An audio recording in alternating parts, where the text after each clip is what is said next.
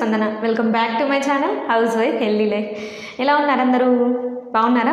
నేనైతే చాలా బాగున్నానండి. ఇవాళ మీకోసం ఒక మంచి tasty healthy beautiful colourful recipe మీ దగ్గరకు తీసుకొచ్చేసాను అనమాట. అదేంటో చూడబోయే ముందు నా ఛానల్లో వీడియోస్ మీకు నచ్చితే ఇన్ఫర్మేటివ్గా అనిపిస్తే ఎంతో కొంత నేర్చుకున్నామనే ఫీలింగ్ మీకు ఉంటే తప్పకుండా నా ఛానల్ వీడియోస్ని లైక్ చేయండి, మీ ఫ్రెండ్స్తో షేర్ చేయండి, వాళ్ళని కూడా సబ్స్క్రైబ్ చేసుకోమని చెప్పండి. మీరు కూడా సబ్స్క్రైబ్ చేసుకోండి.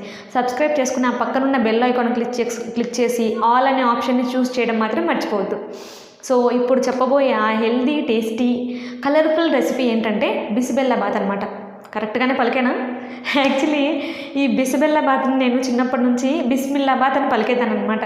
ఎప్పుడో కాలేజ్ హాస్టల్లో ఒక అమ్మాయి, అమ్మ తల్లి అది బిస్మిల్లాబాత్ కాదమ్మా, బిస్మిల్లాబాత్ ఇండియాబాత్ ఇలాంటివి కాదమ్మా, అది బిసిబెల్లాబాత్ అని చెప్పిందనమాట. సో ఇలా కూడా అనుకుంటారా అనుకునేది అన్నప్పుడు ఇన్నాళ్ళకి ఇలా చేశానమాట. బిసిబెల్లాబాత్ అని పలకడం కూడా రాదు, కానీ వంటే చేసేసాను. చూసారా? అంతేనండి, మరి ఆకలి అన్నీ నేర్పించేస్తుంది అలాగా. సో ఈ బిసిబెల్లాబాత్ని నేను ఏదో ఒక చలికాలంలో బ్రౌన్ రైస్ మిగిలిపోయిందనమాట. నేను అప్పుడే మంచి వేడివేడిగా ఏదైనా సూప్ కానీ ఏదైనా పొంగల్ లాంటిది తినాలనుకున్నాను, కానీ మన దగ్గర బ్రౌన్ రైస్ మిగిలిపోయింది చాలా. మరి ఏం చేద్దాం? ఏదో క్యారెట్ రైసో ఏ టొమాటో రైసో చేసుకోవాలన్నమాట. అవన్నీ కాకుండా ఏదన్నా పొంగల్ లాగా ట్రై చేద్దామని ఈ బిసిబెల్లాబాత్ అనేది ట్రై చేశాను. ఎప్పుడో 1 year క్రితం ట్రై చేశాను ఇది. ఇన్నాళ్ళకి మళ్ళీ ఇప్పుడు మన ఛానల్కి వీడియో ఒక మంచి హెల్దీ రెసిపీ అవసరం పడింది, నా దగ్గర బ్రౌన్ రైస్ మిగిలిపోయింది. సో ఇవాళ ఇలా ట్రై చేశాను అనమాట. వేడివేడిగా బిసిబెల్లాబాత్లో మంచి మీ వెజిటబుల్స్, నేను దీంట్లో లిమిటెడ్ వెజిటబుల్స్ వేసాను. మీ దగ్గర బీన్స్ ఉంటే బీన్స్ వేసుకోవచ్చు, బఠానీ ఉంటే అవి కూడా వేసుకోవచ్చు. ఈ బిసిబెల్లాబాత్కి మెయిన్ మంచి కాంబినేషన్ ఏంటంటే మిక్చర్ ఇంకా సాంబార్. ఆ సాంబార్లో ఆ మిక్చర్లో చాలా బాగుంటుంది అనమాట. వేడివేడిగా పొగలు కక్కుతూ వెంటనే తినేయాలనిపించేలా ఉంటుంది. సో దానికి కావాల్సిన మెయిన్ ఇంగ్రీడియంట్స్, ఆ పద్ధతి ఎలా చేయాలో తెలుసుకుందాం. ఓకేనా? Let's start the video. బిసిబెల్లాబాత్కి కావాల్సిన మెయిన్ ఇంగ్రీడియంట్స్ అనమాట. 2 tomatoes, 5 క్యారెట్ తీసుకున్నాను. మీ దగ్గర ఇంత చిన్న క్యారెట్ కాకుండా బాగా పెద్దవి బాగా బలిసినవి ఉంటే 2 మాత్రం తీసుకోండి, సరిపోతాయి. ఇవి అల్లం వెల్లుల్లిపాయలు ఇంకా కొత్తిమీర. ఇవి పొద్దున్నే టేస్ట్కి బాగుంటాయని ఇంకా ఆరోగ్యానికి మంచివని కూడా వేసుకుంటున్నాను. జనరల్గా బిసిబెల్లాబాత్లో ఎవరైనా కారం వేసుకుంటారు, అంటే ఎండుమిర్చి కారం అనమాట. నాకెందుకో పచ్చిమిర్చి వేసుకోవాలనిపిస్తుంది కాబట్టి పచ్చిమిర్చి వేసుకుంటున్నాను. మీరు ఎండు కారం మిర్చి అయినా వేసుకోవచ్చు, అంటే కారమైనా వేసుకోవచ్చు అనమాట. సో ఇది మిగిలిపోయిన బ్రౌన్ రైస్. నేను దీన్ని రఫ్గా 1.5 కప్పు మిగిలిపోయిందేమో అనుకుంటున్నాను. సో మీరు కూడా మిగిలిపోయిన అన్నం ఎన్ని కప్పుల రైస్ అయి ఉంటుందో ఒక రఫ్గా ఒక ఎస్టిమేషన్ అనేది మైండ్లో పెట్టుకోండి. ఇప్పుడైతే మనం స్టవ్ మీద కుక్కర్ పెట్టేసుకోవాలి. మరి బిసిబెల్లాబాత్ చేయాలంటే కుక్కర్లోనే పెట్టేసుకోవాలి కదా, క్యారెట్ టమాటో ఉడకాలి కదా మరి. సో 2 టేబుల్ స్పూన్ల ఆయిల్ వేసుకుంటున్నాను. ఫస్ట్ బేసిక్గా మనకున్న పోపు దినుసులు వేసేసుకోవాలి. జీలకర్ర, ఆవాలు, ఇంకా ఎండుమిర్చి, కరివేపాకు, మీరు ఏవి వేసుకుంటే అవి. కొంతమంది శనగపప్పు కూడా వేసుకుంటారు, ఇంకొంతమంది ఇంకా ఏవేవో వేసుకుంటారు. కాబట్టి వాళ్ళకి నచ్చిన పోపు దినుసులు వాళ్ళకి నచ్చినట్టుగా వేసుకోండి. ఇవి కొంచెం వేగగానే మెయిన్ ఫస్ట్ వేయాల్సింది ఏంటంటే క్యారెట్. ఈ సైజులో తరిగి పెట్టుకోవాలన్నమాట. దీనికంటే సైజు కొంచెం చిన్నది అయిపోయింది అనుకోండి, ఉడికిపోయిన తర్వాత బ్రౌన్ రైస్లో కలిసిపోయి మనకు వీటి కలర్ తప్ప ఏమీ కనపడదనమాట. కాకపోతే ఇవి ఇంత లావుగా వేసుకుంటే తినేటప్పుడు కొంచెం పంట కింద నలుగుతూ మెత్తగా బాగుంటాయి అన్నమాట టేస్ట్.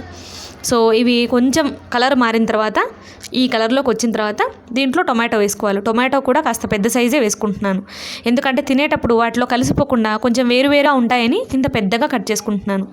మీరు కూడా ఇదే సైజు కట్ చేసుకోండి, తినడానికి బాగుంటాయి. ఇప్పుడు అల్లం వెల్లుల్లి ఇంకా మిర్చి ఉంటుంది కదా, మిర్చి తరగడానికి ఇష్టం లేక మిర్చి ఇంకా ఉప్పు కూడా దీంట్లోనే వేసుకున్నాను. ఒకవేళ మిర్చి మనం వేయడం లేట్ అయితే చేదెక్కుతాయనే ఉద్దేశంతో నేను ఉప్పు కూడా దీంట్లో వేసుకున్నాను అనమాట. ఇవి కొంచెం బాగా తోలు ఊడాయి అనిపించిన తర్వాత టొమాటోకి ఇవి వేసుకోవాలన్నమాట. ఈ పేస్ట్ వేసేసుకుని వీటిలో కొంచెం కూడా పచ్చివాసన రాకుండా వేపుకోవాలి. కొంచెం కలర్ మారినట్టుగా అనిపిస్తుంది కదా, యాక్చువల్లీ కరెంట్ పోయింది, అందుకే ఈ కలర్ కనిపిస్తుంది అనమాట మీకు. దీంట్లో కొంచెం కలర్ కోసం పసుపు వేసుకుంటున్నానండి నేను. అంటే బిసిబెల్లాబాత్ చూడడానికి కొంచెం కారంగా మంచి రంగులో ఉంటుంది. సో నేను కారం వేయలేదు కాబట్టి పసుపు కొంచెం ఎక్కువ వేసుకున్నాను. నేను ఎప్పుడైనా రైస్ ఈ కప్తో మెజర్మెంట్ చేసుకుంటాను. ఈ కప్పుతో 1.5 కప్పు మిగిలింది అనుకుంటున్నాను కాబట్టి దీంతో మెజర్మెంట్ తీసుకుంటున్నాను. 1 కప్పుకి మనం 3 గ్లాసుల వాటర్ వేసుకోవాలి. ఇప్పుడు మన దగ్గర 1.5 కప్పు మిగిలింది కాబట్టి దాంతో 4.5 కప్పు వాటర్ వేసుకుంటే సరిపోతుంది.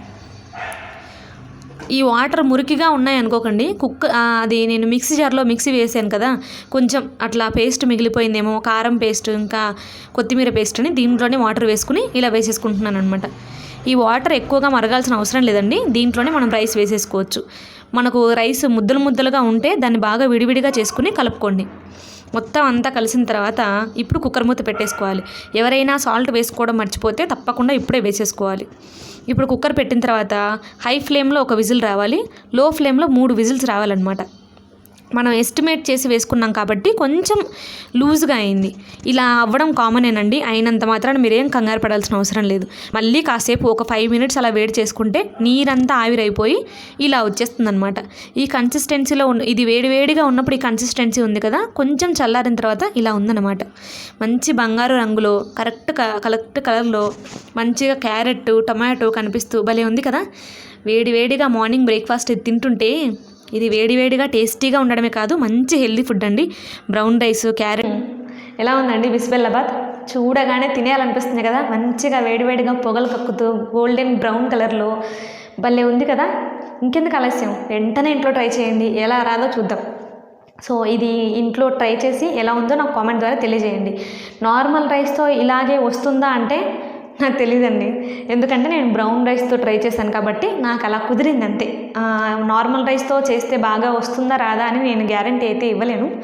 బట్ ఇదైతే మీ ఇంట్లో ఖచ్చితంగా ట్రై చేయండి. అయినా నేను బ్రౌన్ రైస్తో ఇంత మంచి రెసిపీ చెప్తుంటే మళ్ళీ మీరు నార్మల్ రైస్ అంటారేంటండి బాబు. మీరు కూడా బ్రౌన్ రైస్తో ట్రై చేయండి, మంచి హెల్దీగా ఫిట్గా ఉండండి, ఎలా రాదో చూద్దాం. యాక్చువల్లీ బ్రౌన్ రైస్తో కూడా ఎలా చేయాలి బ్రౌన్ రైస్ అనేది కూడా మంచి ఈజీ వేలో మీకు చెప్దాం అనుకున్నాను. బట్ టైం అనేది నాకు కుదరట్లేదు అనమాట. ఏదో ఒక రోజు ఆ వీడియో కూడా పోస్ట్ చేస్తాను, తప్పకుండా వెయిట్ చేయండి. ఇంకా నేను ఆల్రెడీ మీకు అప్పుడెప్పుడో 1 వీక్ బ్యాక్ అనుకుంటా ఒక మాట ఇచ్చాను, రేపు చేయబోయే వీడియో ఈరోజే చెప్తాను అని. బట్ ఇన్నాళ్ళ నుంచి నేను చెప్దాం అనుకుంటూనే మర్చిపోతూ ఉన్నాను అనమాట. లాస్ట్లో లైక్ చేయండి, షేర్ చేయండి, సబ్స్క్రైబ్ చేయండి అని చెప్తూ లాస్ట్లో ఆ వీడియో గురించి చెప్పడం మర్చిపోయి వీడియో ఆఫ్ చేసేస్తున్నాను. ఆఫ్ చేసిన తర్వాత మళ్ళీ గుర్తుకొచ్చేస్తుంది, మళ్ళీ ఏం చెప్తానులే అనేసి బద్ధకం వేసి మానేశాను.